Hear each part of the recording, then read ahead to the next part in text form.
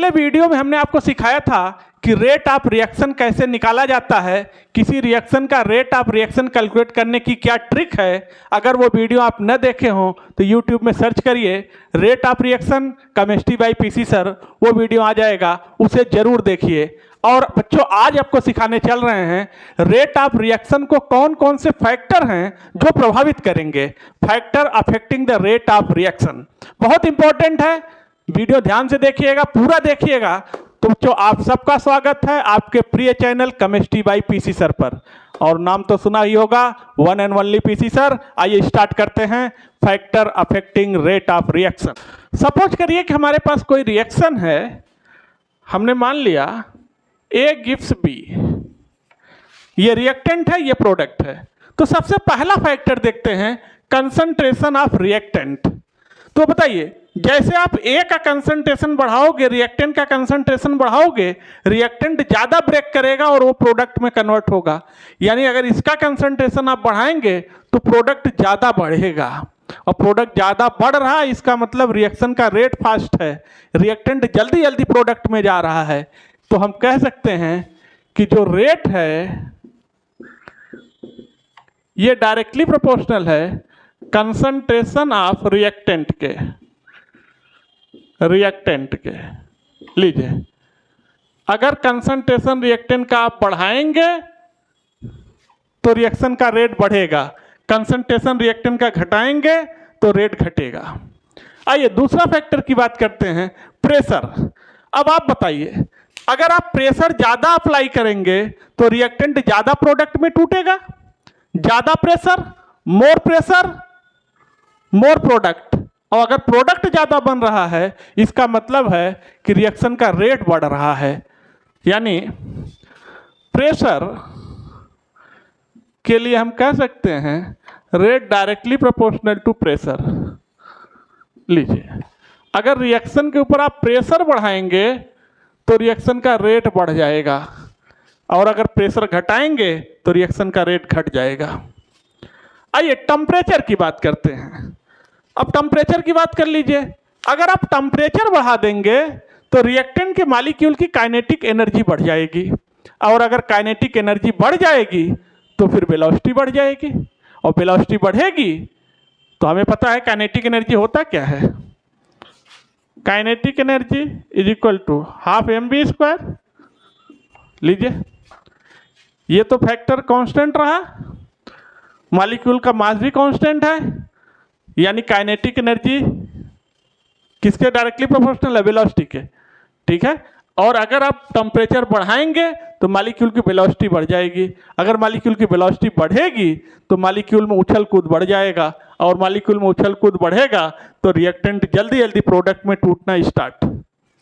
यानी हम कह सकते हैं कि जो ये रेट है किसी रिएक्शन का ये डायरेक्टली प्रोपोर्शनल होता है टेम्परेचर के।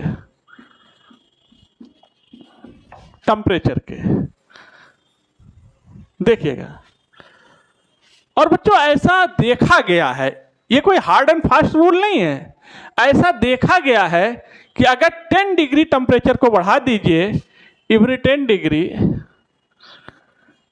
डिग्री सेल्सियस अगर आप टेम्परेचर राइज कर दीजिए तो 2 to 3 टाइम रेट बढ़ जाता है, 2 से 3 गुना रेट बढ़ जाएगा अगर 10 डिग्री टेम्परेचर अप्रॉक्स आप बढ़ा देंगे। बच्चों अगला इंपॉर्टेंट फैक्टर है कैटलिस्ट। और कैटलिस्ट क्या होता है मैंने आपको पहले भी बताया था, आज फिर समझा रहा हूं। कैटलिस्ट किसी भी रिएक्शन में इसका रोल क्या होता है। कैटलिस्ट बायोलॉजी में भी आप पढ़ते होंगे, केमिस्ट्री में भी आया हुआ है। ये कैटलिस्ट जो होता है ये किसी रिएक्शन को फास्ट करा देता है और फिर ये बाहर आ जाता है। कैटलिस्ट कभी भी रिएक्शन में इन्वॉल्व होकर कंज्यूम नहीं होता है। आप जितना कैटलिस्ट लेंगे उतना कैटलिस्ट रिएक्शन कंप्लीट होने के बाद आपको पूरा का पूरा कैटलिस्ट बाहर मिल जाएगा। ये रिएक्शन में कभी भी कंज्यूम नहीं होता है। ये कैटलिस्ट की सबसे बड़ी पहचान है। आपके बॉडी में एंजाइम है, जब आप कुछ खाते हैं उसे डाइजेस्ट करने के लिए एंजाइम बाहर आते हैं, और वो एंजाइम क्या है, बायो कैटलिस्ट है। तो वो एंजाइम जो होते हैं वो भोजन को पचाते हैं, पचाने के बाद फिर सेल में वापस चले जाते हैं, लेकिन कभी भी कंज्यूम नहीं होते हैं। लाइक दैट कोई भी कैटलिस्ट हो, वो तो एंजाइम है, बॉडी के लिए है, कोई भी दुनिया का कैटलिस्ट हो, कैटलिस्ट केवल रिएक्शन को कराएगा, रिएक्शन की स्पीड को बढ़ा देगा, वेलोसिटी को बढ़ा देगा, जल्दी जल्दी रिएक्टेंट प्रोडक्ट में कन्वर्ट होने लगेंगे, बाद में कैटलिस्ट बाहर आ जाएगा। और ये कैटलिस्ट दो तरह का होता है, positive catalyst and negative catalyst. Positive catalyst और नेगेटिव कैटलिस्ट। तो हमेशा याद रखिएगा किसी रिएक्शन का जो रेट है ये डायरेक्टली प्रोपोर्शनल होता है पॉजिटिव कैटलिस्ट के, पॉजिटिव कैटलिस्ट के। अगर पॉजिटिव कैटलिस्ट आप डालेंगे रिएक्शन में तो रेट बढ़ेगा, और यही रेट इनवर्सली प्रोपोर्शनल होता है निगेटिव कैटलिस्ट के, निगेटिव कैटलिस्ट के। अगर निगेटिव कैटलिस्ट आप रिएक्शन में डालेंगे तो ये रिएक्शन के रेट को घटा देगा, डिक्रीज कर देगा। बच्चों अब हम बात करने चल रहे हैं स्पेसिफिक रेट कांस्टेंट की। दो चीजें होती हैं, हमेशा याद रखिएगा, एक होता है रेट ऑफ रिएक्शन और दूसरा है स्पेसिफिक रेट कांस्टेंट। दोनों में क्या डिफरेंस है अभी बताएंगे। सबसे पहले निकालने चल रहे हैं स्पेसिफिक रेट कांस्टेंट। तो ये है हमारे पास स्पेसिफिक रेट कांस्टेंट। हमारे पास सपोज करिए कोई रिएक्शन है ए, और ये रिएक्शन से हमें मिल रहा है प्रोडक्ट, राइट। अभी हम रिएक्शन स्टार्ट करने चल रहे हैं, तो शुरू में हमने मान लिया इसका कंसंट्रेशन कोई ए है, और अभी रिएक्शन स्टार्ट हुआ है तो प्रोडक्ट तुरंत तो बनेगा नहीं। अभी इनिशियल में रिएक्शन स्टार्ट है, इसके लिए टाइमिंग t = 0 है, ठीक। तो अभी रिएक्शन स्टार्ट हुआ है तो तुरंत प्रोडक्ट बनेगा नहीं, प्रोडक्ट बनने में थोड़ा टाइम लगेगा, बॉन्ड वगैरह टूटेंगे तब प्रोडक्ट में कन्वर्ट होगा। तो इनिशियल में प्रोडक्ट का कंसंट्रेशन 0 है। लेकिन हमने ये मान लिया कुछ टाइम बीत गया है और वो है टाइम समथिंग t, तो कुछ समय के बाद प्रोडक्ट बनेगा, यानी यहाँ से कोई चीज़ टूटेगा तो जो यहाँ से टूटेगा यही यहाँ पर अपीयर होगा, तो यहाँ पर कंसंट्रेशन आ गया x। और बच्चों हमें निकालना है रेट, और रेट क्या होता है, ये होता है dx/dt। तो ये rate dx/dt directly proportional to the concentration of reactant, यानी A-x।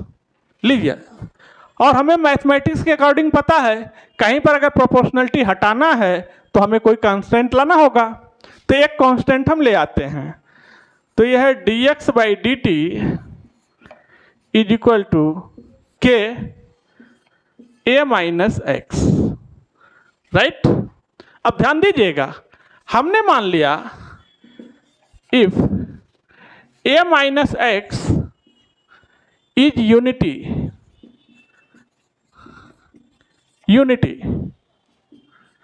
अगर ये A-x यूनिट हो जाए यानी 1 हो जाए, तो ये टर्म अगर पूरा 1 बन जाएगा A-x, तो हमारे पास बचेगा क्या, तो हमारे पास आ गया dx/dt = k। लीजिए आ गया, that is the final result. ये क्या है, स्पेसिफिक रेट कांस्टेंट। के क्या है, specific rate constant.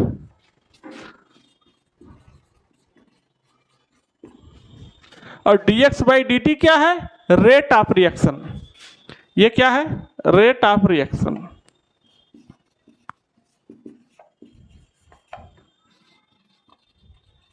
Rate of reaction, यानी अगर इस टर्म को आप 1 मान लेंगे तो किसी रिएक्शन का स्पेसिफिक रेट कांस्टेंट बराबर हो जाएगा रेट ऑफ रिएक्शन के।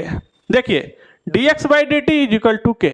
बच्चों अब जो आपने ये स्पेसिफिक रेट कांस्टेंट के निकाला है, इसके लिए कुछ इंपॉर्टेंट पॉइंट ध्यान से सुन लीजिए, जो बार बार आपके आईटी में, जेई में, नीट में, हर जगह हर साल क्वेश्चन पूछे जाते हैं। तो अगर हम बात करें वैल्यू ऑफ के की, तो वैल्यू ऑफ के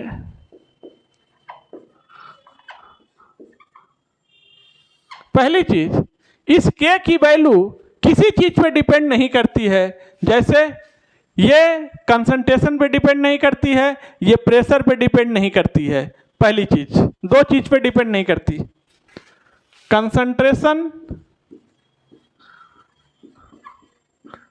कंसंट्रेशन और हमारे पास है प्रेशर।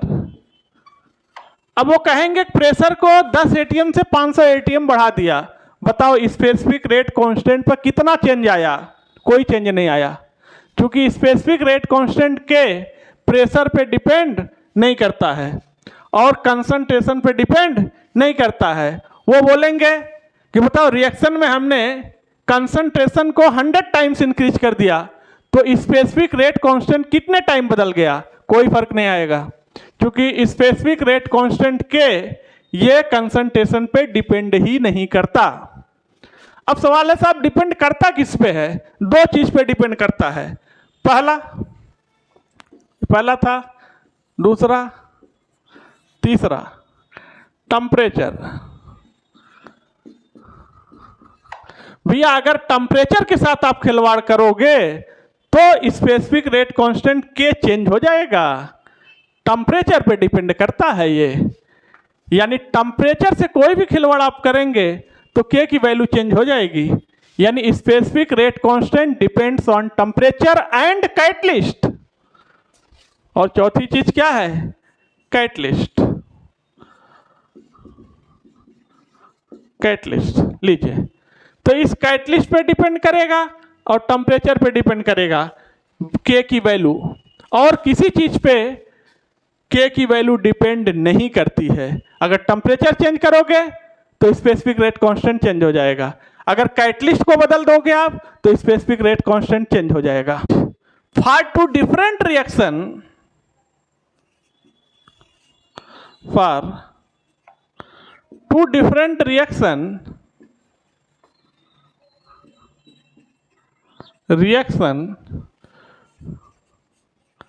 वैल्यू आपके मस्ट बी डिफरेंट। दो डिफरेंट रिएक्शन के लिए, दो अलग अलग रिएक्शन के लिए के की वैल्यू कभी भी सेम नहीं आ सकती।